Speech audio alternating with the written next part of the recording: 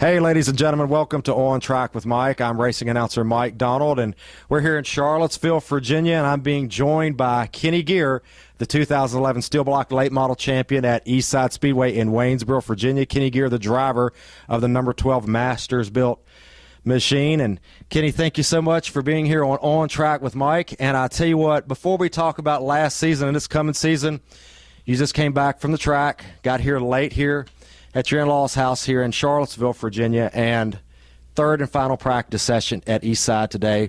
The season kicks off Friday night, this coming Friday. How did practice go? How did the car feel? How are things in general as far as the track and everything's concerned? Well, nothing broke. That's a good thing. Car was really good, a little bit slick towards the end. I think a set of new tires to help out with that. We should be good for next Friday night. Well, I'll tell you what, you're coming in this week, starting off Friday night at Eastside Speedway, and coming into a position you might not have thought you were going to be a defending track champion. And I tell you what, we were talking a little earlier, and we'll talk about this some more. How does that feel coming in defending track champion, really with a race team that basically started in 2010? Yeah, that's I think it surprised us all. We had a lot of good luck and a lot of good help from a lot of people, including the competitors that we race with. I still can't believe it, but we're going to try for another one this year. Well, that sounds great. I remember, I saw you race several late model races, and 2010 was really like the breakout race for KennyGeer Racing. When you went over to Virginia Motor Speedway, the Steel Block Bandit race, qualified in that A-main, and we're probably talking 40-plus cars showed up at that event, got into the A-main, and not qualified, but finished 7th. And we were talking about that was probably a breakout race for you. Tell us about that. Oh, yeah, just people I go and travel, my father and I, to go watch, just to be out there with them, Walker, Arthur.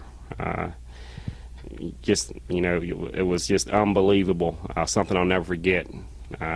Glad I had the opportunity to do that. I feel very lucky. Well, what did it do for your confidence? I mean, you were talking about drivers like Sammy Lacey and Walker Arthur that you raced with, that you went to a track, a pristine facility like Virginia Motor Speedway, did as well as you did there. What did that do for the confidence of you and your team that know you could go to places like Eastside, Natural Bridge, you could race with series like the Bandits and perform at that top level, which obviously you did to win the championship? What did that do to the confidence level? I think we ended up, once we left the Bandit race, I think we probably had 5 top 5s in the next 7 races at Eastside, which we were usually a 10th to 12th place car before that. So, it definitely let me know that I had the equipment to do it, and I had a little bit of talent. If I could just keep my head straight and keep the car in the right direction, we could get it done. Well, last year, 2011, you picked up your first feature event, and I believe you told me that you had not led a green flag lap of competition until the race that you won. So really, this is really a fledgling race team that started in 2010, but you were telling us about the start that you had and how with the different teams. Tell us about the start you got into it with the teams and to the car that you have now. We started off at Potomac Super Late Model Racing in the end of '09. Merritt Sprouse had given me a ride in his car.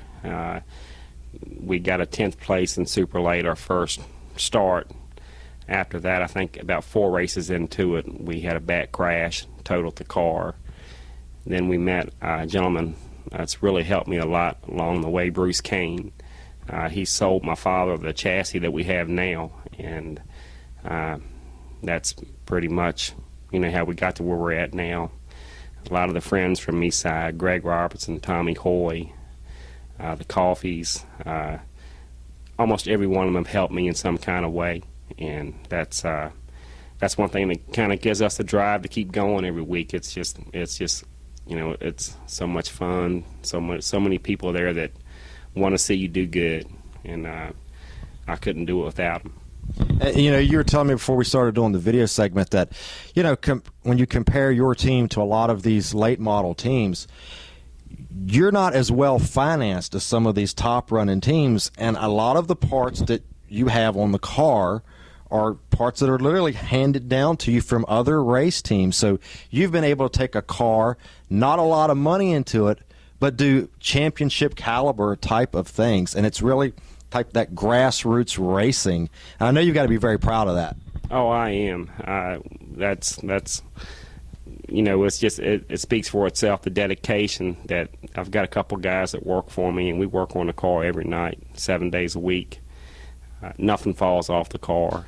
We had no DNFs last year, and just determination to, you know, finish good every week. That's what got us the championship. And yeah, I mean, Greg, you know, he helped us with the pistons and the motor. Every motor piece was pretty much given to me by another racer, and we just took everything we had and put it together, and we're doing the best of what we got. Well, that sounds great. Now, ladies and gentlemen, this is segment 1. But I want you to come back for segment 2, because I'm going to ask this gentleman 2 questions, kind of hard, not really hard-nosed questions, but 2 very interesting questions that I know you're going to know the answer to. So stay tuned. Come back for segment 2.